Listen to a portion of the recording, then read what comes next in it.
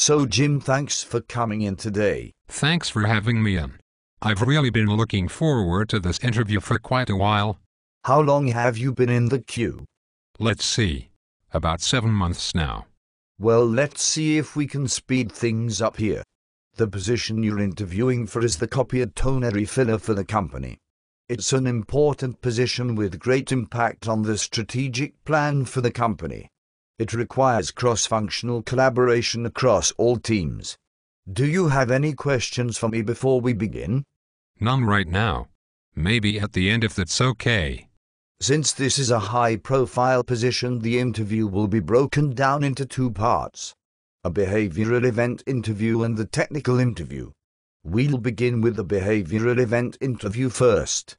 Tell me about a situation when achieving success was in jeopardy due to resource challenges. How did you achieve success? Here's one. For 7 months I have been waiting for this opportunity to just interview for this job. During that time I have washed cars with a bunch of illegal aliens to afford the cell phone bill, waiting for your call to see if this very important position is ever going to be filled. How did that impact you? I was so grateful for the opportunity.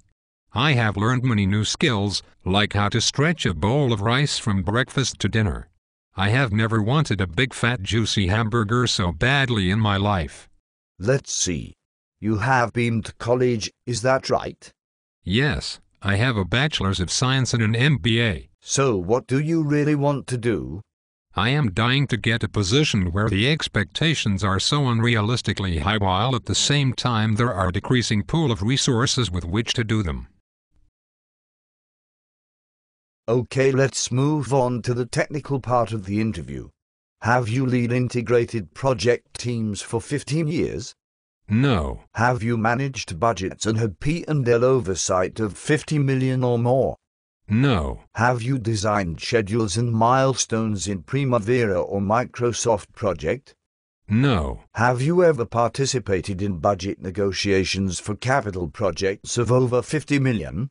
Can you explain the various methods and their practical applications for calculating NPV and ROI and how they relate to IRR?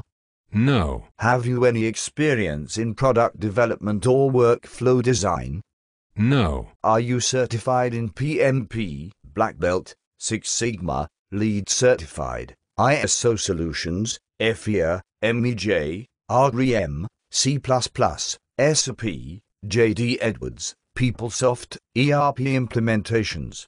No. Do you have experience in conducting research using statistical modeling with StatPlus, Minitab, or R? No.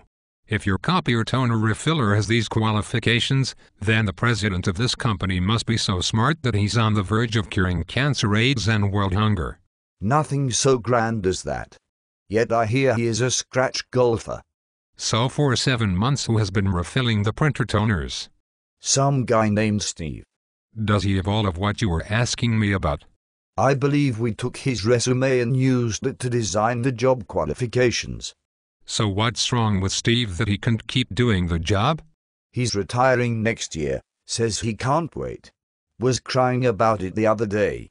So we'll need to find a replacement in the next few months. Thanks for stopping in, Jim. We'll be in touch after we review the requirements with the hiring managers and their teams when they assess their needs and resource constraints for the coming year. I have a question. Why are you advertising positions that you have no intention of filling? Why do you ask that? Because of the hundreds of positions that your company has on the internet and the hundreds of times I have applied for them, and the fact that the toner refiller position required 3 telephone interviews, 1 in-person interview and an assessment center review, then add in your ridiculous list of requirements leads me to conclude that you all are full of crap. You are receiving some form of government subsidies to look like you're filling jobs, aren't you? Tell you what, I'll give you $10 to get that big fat juicy hamburger. Just don't tell anyone about this conversation